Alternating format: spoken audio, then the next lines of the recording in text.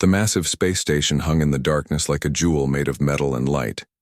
It spun slowly around the planet Kepler Prime, its 12 arms reaching out like the spokes of a great wheel. Each arm belonged to a different alien race, and each race thought they were better than all the others. The station was called the Galactic Council, and it had ruled the galaxy for 3,000 years. Inside the central chamber, beings that looked nothing like humans sat around a table that glowed with soft blue light. The table was round and huge, big enough to hold representatives from 12 different worlds. The air shimmered with translation fields that changed alien words into sounds that other aliens could understand. Zefka floated above his seat like a living crystal. His body was clear and sharp, made of something that looked like diamond but bent and moved like water. Light danced inside him when he spoke, and his voice came out as musical notes that the translation field turned into words. He was the leader of this meeting, as his people had been for the last 500 years. Across from him sat War Chief Thax, a creature that looked like a giant insect covered in black armor. His forearms ended in claws that could cut through steel, and his eyes glowed red behind his helmet. The Vorthan Empire had conquered 40 star systems, and Thax never let anyone forget it.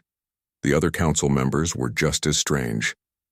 Nebflow was a cloud of gas held together by a force field, representing the nebuloids who lived in the atmosphere of gas giant planets.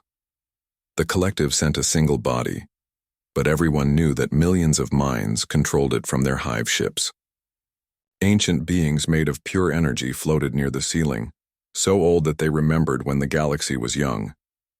Zefka made a sound like wind chimes, and the translation field turned it into words. We gather today to discuss a new discovery. In the outer rim, he gestured with one crystal arm, and a hologram appeared above the table. It showed a small yellow star with several planets around it. Our survey ships have found a primitive species on the third planet of this system. The hologram zoomed in to show a blue and green world covered with clouds. The beings call their world Earth, and they call themselves humans. Pictures appeared showing creatures with 2 arms, 2 legs, and soft skin. They had no claws, no armor, no crystal bodies or energy forms. They looked weak and simple. War Chief Thax clicked his claws on the table. How primitive are they? Do they have weapons that could threaten us? His voice was like metal scraping against stone. Zefka's body flashed with amused light. They have barely left their own planet. They have reached their moon with chemical rockets that take days to travel such a short distance. Their most advanced weapons use nuclear fission, technology we abandoned 10,000 years ago. They fight among themselves over resources and territory. A new hologram showed human cities with their small buildings and primitive vehicles. They burn fossil fuels for energy and use radio waves for communication. Their computers are the size of rooms and can barely perform simple calculations. Nebflow swirled in his containment field, speaking in a voice like rushing wind. Do they pose any threat to shipping lanes or border systems? None whatsoever, Zefka replied. Their fastest ships would need thousands of years to reach even the nearest inhabited system. They have sent small probes to other planets in their system, but these move so slowly that our cargo ships could circle their entire solar system before one of their probes could travel between 2 planets. The collective's representative spoke in a voice that sounded like many people talking at once. What is their social structure? Are they unified or divided? Zefka showed new images of different human nations with their borders and flags. They are divided into nearly 200 separate groups that they call countries. These countries often fight each other over land, resources, and ideas.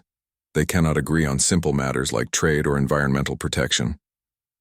One of the energy beings drifted down from the ceiling, its voice echoing like thunder from far away. We have seen many species like this. They usually destroy themselves before reaching the stars, or they advance so slowly that they never become significant. War Chief Thax leaned forward, his armor clanking. Should we make contact? Establish trade relationships? My people could use their planet as a source of raw materials. Zefka's crystal body pulsed with negative colors. Absolutely not. First contact protocols require that species reach at least Class 7 technology before we reveal ourselves. These humans are barely Class 3. Contact now would either terrify them or make them dependent on our technology instead of developing their own. Besides, added Nebflo, what could they possibly offer us? Their science is centuries behind ours. Their art and culture are limited by their short lifespans and primitive understanding of the universe. They would be like children trying to trade toys with adults. The council members looked at more data about human technology. They saw pictures of human spacecraft that looked like metal cans with chemical rockets attached. They saw human computers that filled entire rooms but had less power than a simple alien calculator. They saw human weapons that could destroy cities but would barely scratch the hull of an alien scout ship. I recommend we place them under standard primitive species observation, Zefka announced. We will check on their progress every few years to see if they advance toward space travel. Current projections suggest they will need at least 500 years to develop interstellar flight, if they don't destroy themselves first. War Chief Thax made a sound like grinding gears. 500 years? My great-great-grandchildren will be dust before these creatures become interesting. Exactly, Zefka replied. We have more important matters to attend to. The trade disputes between the rim colonies and the core worlds require our attention. The exploration of the Andromeda approach routes needs coordination. We cannot waste time on every primitive species that learns to make fire. The vote was unanimous. Earth would be added to the list of primitive worlds under passive observation. One automated probe would visit their solar system every 10 years to check their progress. No direct contact would be made until they achieved interstellar flight. As the council meeting ended and the various representatives returned to their ships, none of them gave much thought to the small blue planet orbiting a yellow star. They had seen hundreds of primitive worlds before. Most destroyed themselves. A few advanced slowly over millennia. None had ever surprised them. On Earth, completely unaware that they were being watched and judged, humans continued their daily lives. Captain Jake Morrison commanded the International Space Station, looking down at his home planet and dreaming of the day humans would travel to other stars. Dr. Lisa Park worked late in her laboratory, studying the strange behavior of particles that seemed to communicate instantly across impossible distances. Engineer Sam Torres drew designs for engines that could push ships faster than anyone thought possible. The aliens had made their decision. Humanity was primitive, divided, and harmless. They would check back in a decade to see if anything interesting had happened. After 3,000 years of ruling the galaxy, the Galactic Council was certain they could predict exactly how any primitive species would develop. They had never been more wrong about anything in their long, proud history. 20 years had passed since the Galactic Council first discovered Earth, and their automated probe was making its routine visit to the small solar system. The probe's sensors swept across the third planet, recording the same radio signals and primitive satellite transmissions it had detected for 2 decades. The probe's simple computer brain processed the data and sent a brief message back to the Council. No significant change detected. The probe could not have been more wrong. Dr. Lisa Park stood in her new laboratory deep beneath the Swiss Alps, watching particles dance in patterns that should have been impossible. Her hair was gray now, and lines marked her face, but her eyes still burned with the same curiosity that had driven her for decades. The discovery she had made 5 years ago had changed everything, though the alien probe floating somewhere beyond Pluto had no way to detect it. Run the test again, she told her assistant, Dr. Kevin Wright, a young man whose mind worked almost as fast as hers. I want to be absolutely certain before we send the data to the lunar facility. Kevin nodded and activated the quantum entanglement chamber. 2 particles separated by thousands of miles began to mirror each other's movements instantly. When one spun clockwise, the other spun counterclockwise at exactly the same moment. Distance meant nothing to them. Time meant nothing to them. Communication delay is 0, Kevin reported. The particles are responding to each other faster than light could travel between them. Lisa smiled. The aliens used subspace radio that took hours or days to cross star systems. Humanity had just learned to talk instantly across any distance in the universe. On Earth's moon, Admiral Jake Morrison walked through the corridors of Luna Base 1, a facility that officially didn't exist. The International Space Station had been his first command, but that seemed like a toy compared to what humanity was building now. Through the base's viewing windows, he could see the construction yards where Earth's first real starship was taking shape. The ship looked nothing like the chemical rockets that still carried supplies to the official space stations. Its hull was smooth and dark, made from materials that Dr. Wright's team had developed using principles they didn't fully understand yet. The engines used controlled fusion reactions, but they also did something else, something that made space itself bend around the ship. "How long until the Liberty is ready for testing?" Jake asked engineer Sam Torres, who had designed the propulsion system. Sam wiped grease from her hands with a rag. She was older now too, but her mind was sharper than ever. 2 weeks for the, final systems check. Another week to load supplies, but Jake, I have to tell you something. The drive system is doing things our physics textbooks say are impossible. Jake raised an eyebrow. "What kind of things?" "Watch this," Sam said, leading him to a test chamber where a small model of the drive was running. She activated it, and Jake watched in amazement as the model seemed to slip sideways out of normal space for a moment before reappearing. "It's not just faster than light travel," Sam explained. "The ship doesn't actually move through space the way we thought it would. It rides on the gravitational waves that run through the universe like rivers. The ship surfs on the fabric of space itself." Jake stared at the test model. "And the aliens won't be able to detect this? Their sensors look for the energy signatures of conventional faster-than-light drives," Sam replied. "Those drives tear holes in space or fold dimensions. Our drive doesn't damage anything. It just follows the natural currents that were always there. To their sensors, we'll be invisible." 3 months later, Captain Amy Collins stood on the bridge of the USS Liberty as it prepared for humanity's first journey to another star. The ship was small by the standards of science fiction movies, with a crew of only 12 people, but it represented the greatest achievement in human history. "All systems green," reported the navigator. "Quantum communication link with Earth is active." Amy looked at the view screen showing the star Proxima Centauri, over 4 light-years away. According to the old physics, the journey should take decades, even at light speed. According to Sam Torres's new physics, they would be there in 6 days. "Engage the gravitational drive," Amy ordered. The ship didn't lurch or shake the way rockets did. Instead, space around them seemed to flow like water, carrying the Liberty forward on currents of curved space-time. Within minutes, they were traveling, faster than light.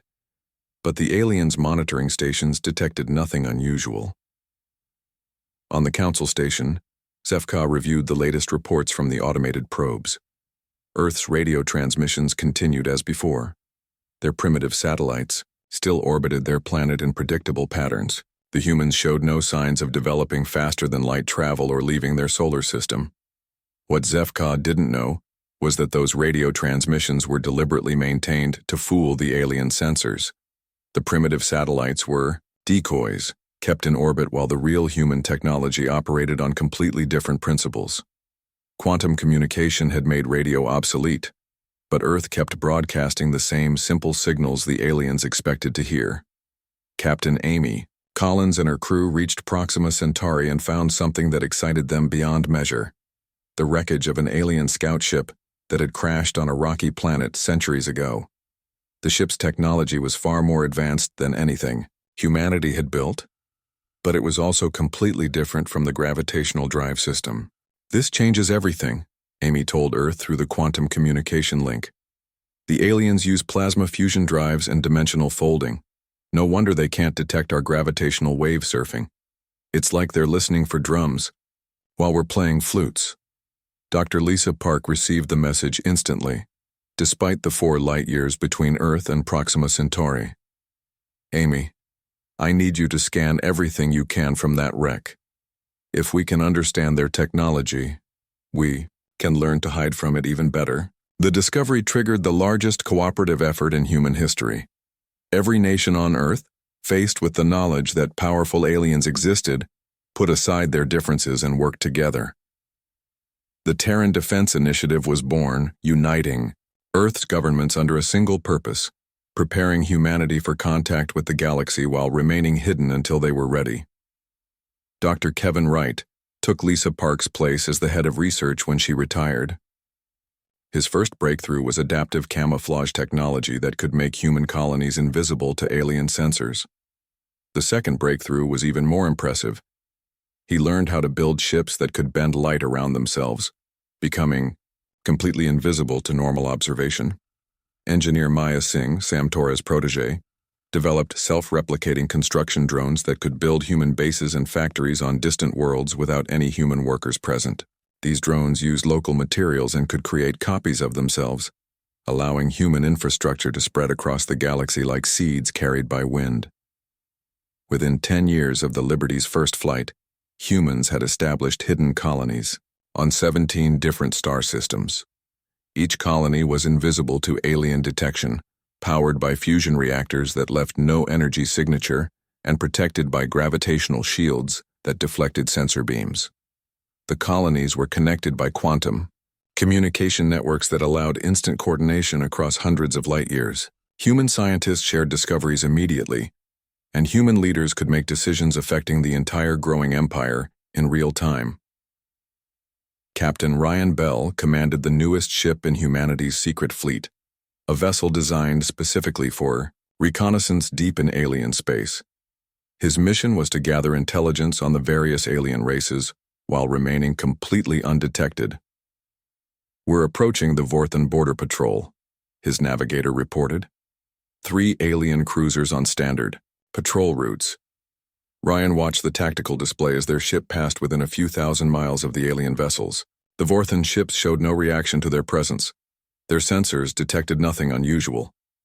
"Amazing," whispered the communications officer. "We're close enough to read their hull markings, and they have no idea we're here." Ryan nodded grimly. The humans were learning that their technology wasn't just different from alien technology. It was better. The gravitational wave drives were faster than light systems. The quantum communication was more reliable than alien subspace networks. The adaptive camouflage was more effective than alien stealth technology, but, perhaps most importantly, human ships could study alien vessels while remaining completely hidden. They could map alien territories, record alien communications, and understand alien weaknesses without the aliens ever knowing they had been observed. Back on the Council station, the latest automated report from Earth arrived right on schedule. The probe had detected the same primitive radio signals, the same chemical rocket launches, the same divided nations fighting over the same resources. Zefka filed the report without reading it carefully. After all, the humans were exactly what the Council expected them to be, a primitive species slowly advancing toward basic space travel. The Council's predictions suggested it would be centuries before humans developed anything interesting. The Council had no idea that humans were already watching them. 50 years had passed since the Galactic Council first catalogued Earth as a primitive world, and their surveillance remained as lazy as ever. The automated probe sent its regular report. Humans still used radio waves, still burned chemical fuels, still fought among themselves over territory and resources. The Council's computers filed the data alongside thousands of other uninteresting primitive species reports. None of the Council members bothered to read the Earth file anymore. Why would they? 50 years was barely a moment in the lifespan of most Council species. The Zephyrians lived for thousands of years, the Ethereals were immortal, and even the short-lived Vorthan warriors could expect centuries of life. 50 years was not enough time for any significant change in a primitive species. They could not have been more wrong. Captain Ryan Bell stood on the bridge of the reconnaissance ship Phantom, watching the massive Galactic Council station grow, larger on his view screen. The station was even more impressive up close than the intelligence reports had suggested. 12 massive arms stretched out from a central hub, each arm home to a different alien race. The whole structure spun slowly, creating artificial gravity for the beings inside. Stealth systems at maximum, reported his tactical officer, Lieutenant Kate Freeman. "We're invisible to their sensors, but we're also close enough for visual detection if anyone looks in the right direction." Ryan nodded. The Phantom's adaptive camouflage could bend light around the ship, making it completely invisible, but the technology worked best when they kept their distance. Today's mission was different. Today they were going to scan the Council station itself. "Begin detailed analysis," Ryan ordered. "I want to know everything about their defenses, their communication systems, and their decision-making processes." The Phantom sensors, designed using principles reverse-engineered from alien technology, but improved by human innovation, began mapping the station in detail. The scans revealed weapon systems that could destroy planets, shields that could deflect entire fleets, and communication arrays that could coordinate military actions across the galaxy. More importantly, the scans revealed something the humans had only suspected. The aliens were completely dependent on technology they no longer fully understood. The Council species had advanced slowly over thousands of years, building on the work of their ancestors without ever making revolutionary breakthroughs. They maintained their power through accumulated knowledge, not through innovation. "Sir," the communications officer said quietly, "I'm intercepting their internal communications. The translation computers are working on the alien languages now." Within minutes, Ryan was listening to conversations between Council members that revealed their true attitudes toward primitive species. The aliens spoke about humans the way humans might discuss insects, amusing to observe, but ultimately insignificant. "These creatures are still using chemical propulsion," one Vorthan officer was saying to another. "My ancestors abandoned such primitive technology 5,000 years ago.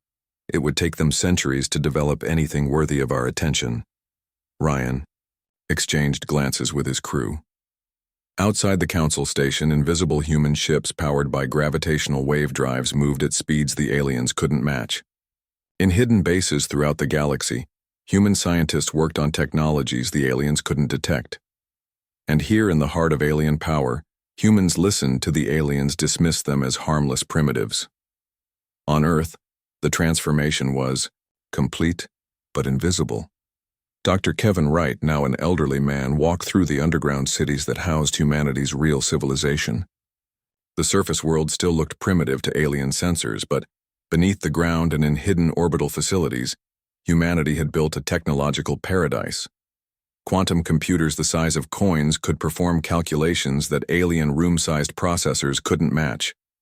Fusion reactors no bigger than cars powered entire cities without producing any of the energy signatures alien sensors looked for. Gravitational manipulators could control local spacetime, making objects weightless or creating artificial gravity fields.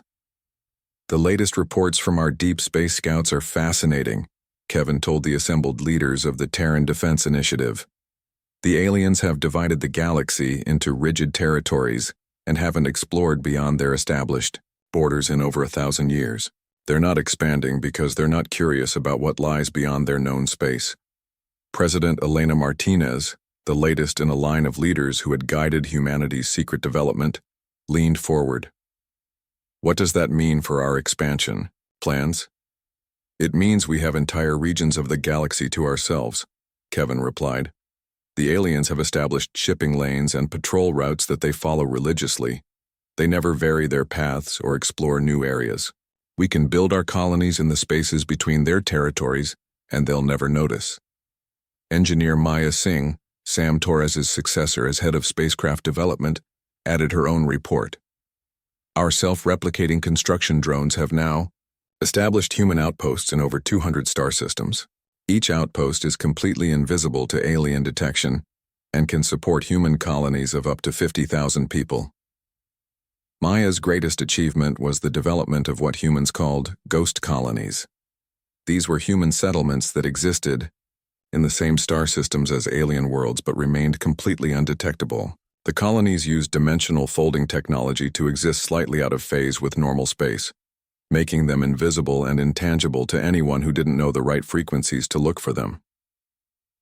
Admiral Amy Collins, now the commander of humanity's entire secret fleet, stood before a holographic map that showed the true extent of human expansion. Red dots marked alien-controlled systems, Blue dots marked hidden human colonies, and green dots marked systems under joint observation. "We now have more colonies than the Vorthan Empire," she announced. "Our ships outnumber the entire Galactic Council fleet by a factor of 3 to 1, and none of them know we exist." The human fleet had grown beyond anyone's wildest dreams. Ships like the Liberty, which had seemed impossibly advanced 50 years ago, were now considered obsolete. The newest human vessels could travel from one end of the galaxy to the other in less than a week, could remain invisible to any known form of detection, and could defend themselves against weapons that could crack planets. But perhaps most impressively, human agents had begun infiltrating alien societies. Using holographic disguises and carefully crafted false identities, humans worked as traders, mercenaries, and laborers in alien cities. They learned alien languages, studied alien cultures, and reported back on alien weaknesses. Captain Lisa Chen commanded one of these infiltration missions. Her ship, disguised as a Vorthan trading vessel, docked at alien space stations throughout the galaxy. Her crew, appearing to be various alien species through holographic projections, gathered intelligence while conducting legitimate trade. "The aliens are incredibly predictable," Lisa reported to Earth through quantum communication. "They follow the same routes, use the same strategies, and trust the same security systems they've used for centuries. They're not paranoid because they've never faced a real threat." The aliens' greatest weakness was their arrogance. They had ruled the galaxy for so long that they couldn't imagine any challenge to their authority. They had surveillance systems that could detect any known form of faster-than-light travel, but they had never encountered gravitational wave surfing. They had telepathic scanning networks that could read most alien minds. But human consciousness operated on quantum principles that their telepathy couldn't access. On the Council station, Zefka reviewed the latest batch of primitive species, reports with his usual boredom. Earth appeared on the list as always, showing the same slow, predictable development that the Council's computer models had projected. Radio communications were becoming slightly more sophisticated, and there were signs of improved chemical propulsion, but nothing that suggested any real advancement. "Still burning fossil fuels for energy," Zefka mused to his aide. "Still fighting tribal conflicts over resources. These humans are following exactly the same development pattern as a dozen other primitive species we've observed. Slow, steady, and ultimately unimportant." What Zefka didn't know was that human agents were working in the maintenance crews that serviced his own council chambers. The alien janitors who cleaned his office every night were actually humans in disguise, and they had planted listening devices throughout the station using technology the aliens couldn't detect. The humans had learned that the Council's decision-making process was slow and rigid. Major policy changes required unanimous votes from all 12 species, and such votes rarely happened more than once per decade. The Council reacted to threats, but they didn't prepare for possibilities they hadn't already encountered. War Chief Thax Prime, the current Vorthan representative, had recently expressed frustration with the Council's passive approach to frontier security. "We should be expanding our patrol routes," he had argued in a recent session. "There are entire sectors beyond our current borders that remain unexplored." But the other Council members had rejected his proposal. Expansion was expensive, and there were no known threats in unexplored space. The emergency alarms that screamed through the Galactic Council station had not sounded in over 300 years. War Chief Thax Prime stood in the center of the Vorthan command chamber, his forearms working frantically over holographic displays that showed nothing but bad news.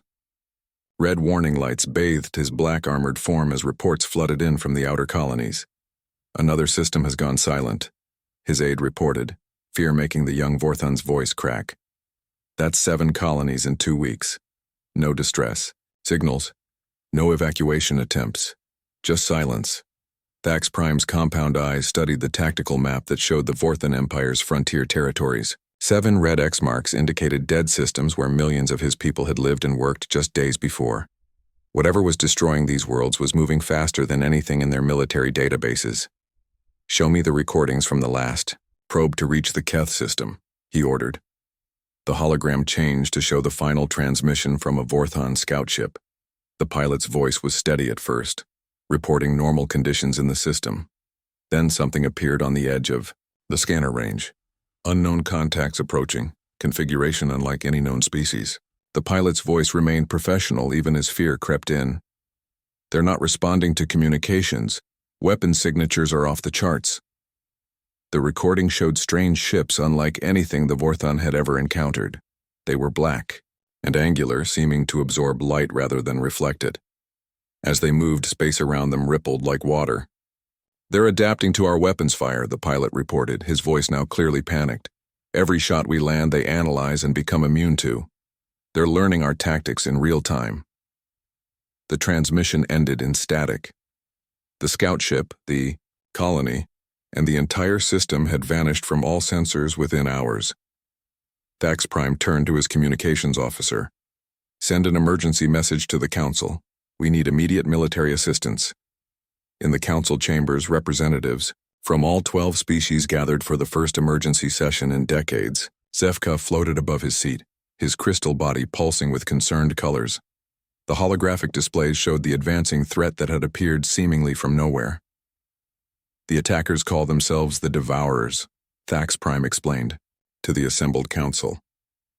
"Our historical databases have no record of them, but some of our oldest archives mention machine intelligences that were driven from the galaxy over 1,000 years ago." Nebflow swirled in his containment field, his gaseous form agitated. "You think these are the same entities? The legends spoke of machines that consumed entire civilizations." "The legends weren't legends," one of the ethereal beings said, its voice echoing from everywhere at once. "We were there when they were driven out. We hoped they would never return." The tactical displays showed how the Devourers operated. They appeared in a system without warning, destroyed all resistance within hours, and then dismantled every planet and space station to build more of their own ships. They left nothing behind but empty space and asteroid debris. "How many ships do they have?" asked the collective's representative. "Unknown," Thax Prime replied grimly. "Every time we destroy one of their vessels, 2 more appear. They're using our own destroyed colonies to manufacture reinforcements." Zefka made a sound like breaking crystal. "All Council species will contribute ships to a joint defense fleet. We'll establish a defensive line at the Kepler system and hold them there." What none of the Council members knew was that the battle they were preparing for was being watched by invisible observers. Human reconnaissance ships had been tracking the Devourer advance from the beginning, studying their technology and tactics while remaining completely undetected. Admiral Ryan Bell commanded the human observation fleet from his flagship, the Watcher. His ships were positioned throughout the combat zone, recording everything and analyzing both alien and Devourer capabilities. "The Devourers are impressive," reported his tactical officer. "Their adaptive technology lets them become immune to any weapon they survive, but they're still operating on conventional principles." Ryan studied the data streaming in from dozens of human ships. "What do our analysis teams think about their weaknesses?" Dr. Maya Singh's voice came through the quantum communication link from Earth. "The Devourers adapt to energy weapons, plasma weapons, kinetic weapons, and even exotic matter weapons. But they've never encountered gravitational manipulation weapons. Their adaptive systems can't compensate for attacks that change the fundamental structure of space around them." On Earth, the Terran Defense Initiative faced a decision that would define humanity's future. President Elena Martinez sat at the head of a table surrounded by humanity's greatest minds and military leaders. The holographic display showed the approaching conflict between the Council species and the Devourers. "We have the power to end this threat," Admiral Amy Collins said. "Our gravitational weapons can destroy Devourer ships without giving them a chance to adapt. But revealing ourselves means exposing humanity to the galaxy." Dr. Kevin Wright, now very old but still sharp, leaned forward. "The aliens have dismissed us as primitives for 60 years. They've never shown any interest in peaceful contact or cultural exchange. They view primitive species as resources to be managed, not as equals to be respected. But if we let them lose this war, the Devourers might turn toward Earth next," argued General Robert Chen, head of Terran Defense Forces. "These machine intelligences consume entire civilizations. They won't care that we're supposedly primitive. President Martinez listened to the debate that had been raging for days. Save the aliens who had ignored and dismissed humanity, or remain hidden and risk facing the Devourers alone later. What does our intelligence tell us about the Council's chances? She asked. Admiral Collins brought up the latest battle reports. The alien fleets are fighting bravely, but they're losing badly. The Devourers learn from every engagement. Traditional weapons and tactics become less effective with each battle. The first major engagement had taken place in the Sigma Draconis system. 300 Council ships had faced 50 Devourer vessels. The aliens had superior numbers and firepower, but the Devourers adapted to their weapons within hours. By the end of the battle, alien plasma cannons barely scratched Devourer hulls, and alien shields couldn't stop Devourer return fire. The second battle at Wolf 359 had been even worse. The aliens tried new tactics and different weapon configurations, but the Devourers adapted even faster.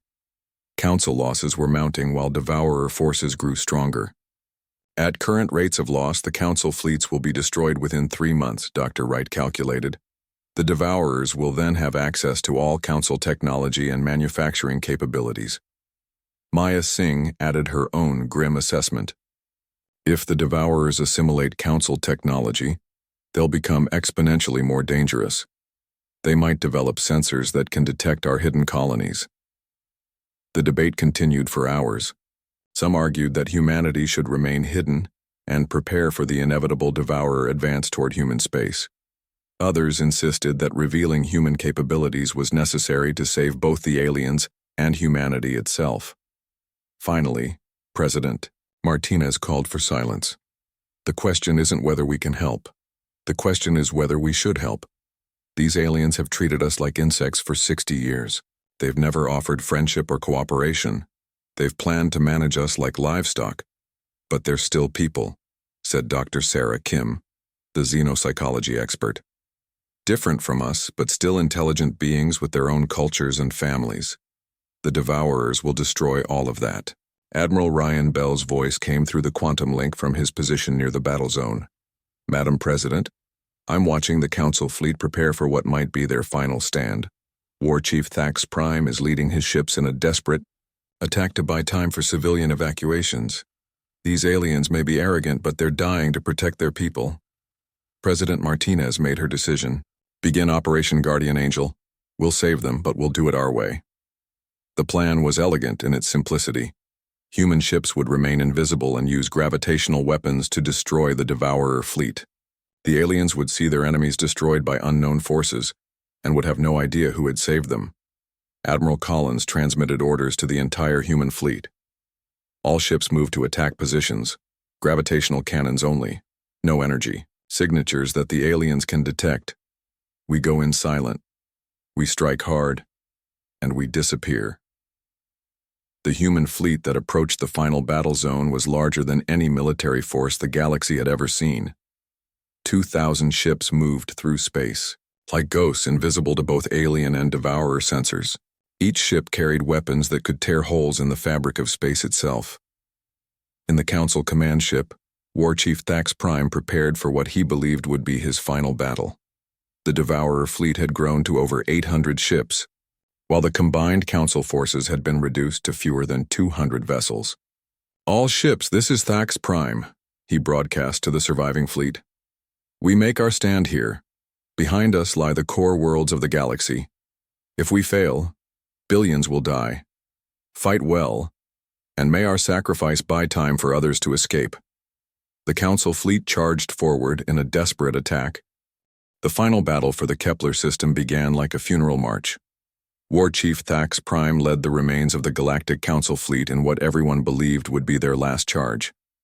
200 alien ships faced 800 Devourer vessels in the darkness between the stars, while the Council station behind them prepared for evacuation. All weapons fire at will, Thax Prime commanded, his voice steady despite the hopelessness of their situation. The space between the fleets lit up with plasma cannons, energy beams, and missile salvos. The alien weapons struck the Devourer, ships with desperate fury, but the enemy hulls had already adapted to every weapon type the Council possessed. Alien fire splashed harmlessly across Devourer shields that had learned to absorb and deflect every energy signature. The Devourer return fire was devastating. Black energy beams cut through alien shields like they didn't exist, and strange projectiles that seemed to eat matter struck alien hulls. Council ships began exploding in brilliant flashes that briefly outshone the distant stars. On the Council station, Zefka watched the tactical display with growing despair. His crystal body had turned dark with grief as he saw ship after ship vanish from the sensors. The accumulated wisdom and technology of 3,000 years was dying in the cold vacuum of space. "Sir," his aide reported, voice cracking with fear, "we've lost 60 ships in the first 10 minutes. The Devourers have taken no significant damage." Nebflow's gaseous form swirled with agitation in his containment field. "Is there nothing else we can do? No other weapons we haven't tried?" "We've thrown everything at them." Thax Prime's voice came through the communication link. "Plasma weapons, particle beams, antimatter torpedoes, even our experimental quantum disruptors. They adapt to everything." The ethereal beings floated near the chamber ceiling, their energy forms flickering with what might have been resignation. "Perhaps this is how civilizations end," one of them said. "Not with conquest or plague, but with obsolescence." Admiral Ryan Bell watched the slaughter from his invisible position aboard the human flagship Watcher. Around him, 2,000 human ships remained cloaked and silent, their crews waiting for the order to attack. The gravitational weapons were charged and ready, but Ryan waited for the perfect moment. "Sir," his tactical officer reported, "the alien fleet is down to 130 ships. At current rates, they'll be wiped out in 15 minutes. Ryan activated his quantum communication link to Earth. "President Martinez, the Council fleet is almost destroyed. If we're going to act, it has to be now." President Elena Martinez sat in the Situation Room deep beneath Washington, watching the battle through feeds from human reconnaissance ships. The weight of the decision pressed down on her shoulders. In the next few minutes, she would either save an alien civilization or watch it die. "All human ships are in position?" she asked. "Yes, Madam President," Admiral Collins replied. 2,000 ships with gravitational weapons. We can end this battle in minutes." Elena looked around the room at the faces of humanity's leaders. Dr. Kevin Wright nodded encouragingly. General Chen stood ready to relay orders to the fleet. Dr. Maya Singh monitored the weapon systems from her engineering station. "Begin the attack," Elena ordered. "Show them what humanity can do." Ryan Bell smiled grimly as he received the order. "All ships, this is Admiral Bell. Commence operation. Guardian Angel. Target the Devourer fleet with gravitational weapons. Fire on my mark." The human ships moved through space like hunting wolves, invisible predators closing in on their prey. The Devourers, focused entirely on destroying the remaining alien vessels, had no idea death was approaching from an impossible direction. "Fire," Ryan commanded. Space around the Devourer fleet suddenly twisted and warped.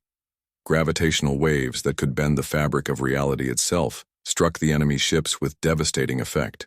The Devourer's adaptive technology, designed to counter energy weapons and physical projectiles, had no defense against attacks that changed the fundamental structure of space.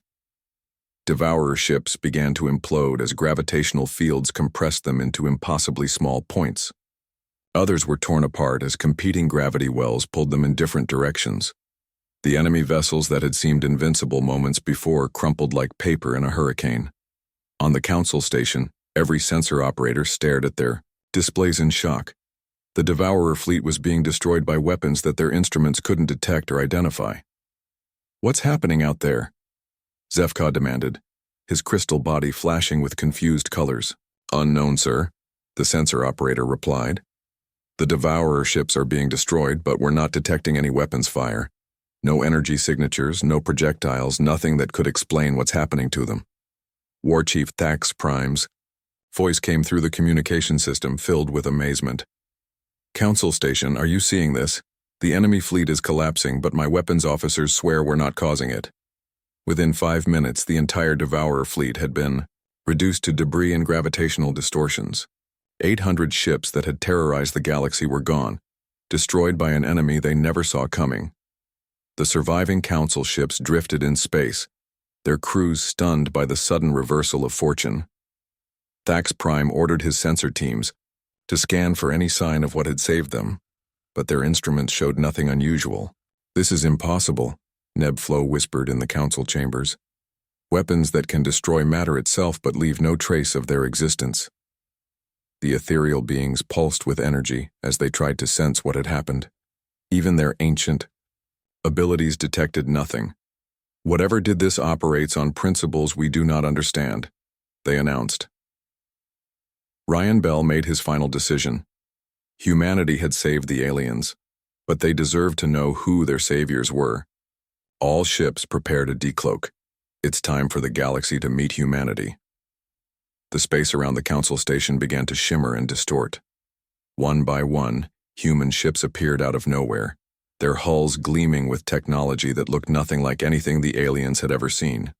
The vessels were sleek and elegant, their surfaces seeming to bend light around them even when visible.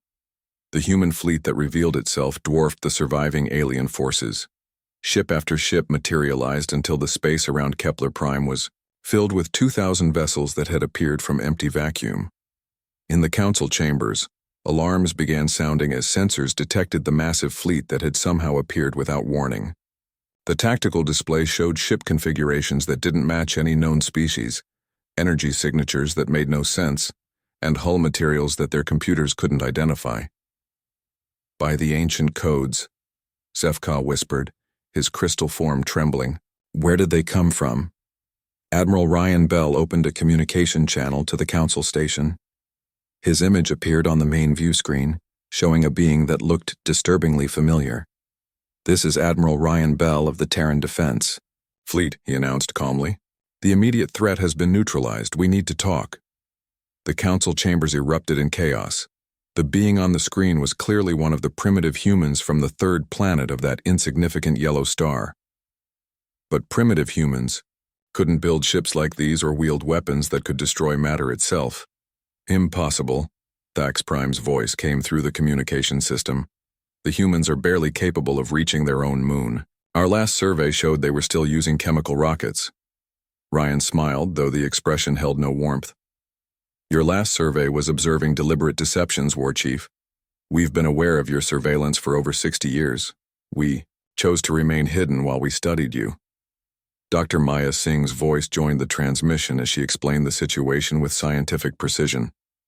"The gravitational weapons we used operate by manipulating space-time itself. The Devourer's adaptive technology couldn't counter them because they attack the fundamental structure of reality rather than using conventional energy or matter." Zefka struggled to process what he was hearing. "You've been watching us for 60 years? "Longer than that," Ryan replied. "We've had agents working throughout your territories for decades. We've studied your technologies, your cultures, your military capabilities, and your political structures. We know more about the Galactic Council than most council members do." The revelation hit the alien leaders like a physical blow. The primitive species they had dismissed as harmless insects had not only developed technology superior to their own, but had been observing and analyzing them for decades. "How is this possible?" Nebflo asked, his gaseous form swirling with distress. "Our projections showed it would take you centuries to achieve interstellar flight." Dr. Kevin Wright's elderly voice came through the communication link from Earth. "Your projections were based on the assumption that we would develop along the same technological paths you followed. Human innovation took different approaches that your models couldn't predict." Admiral Amy Collins, now visible on another communication channel, addressed the military implications. "Your weapons and sensors are designed to detect and counter the technologies you understand. Our gravitational wave drives, quantum communication networks, and adaptive camouflage systems operate on principles your science never explored." The aliens began to understand the scope of their miscalculation.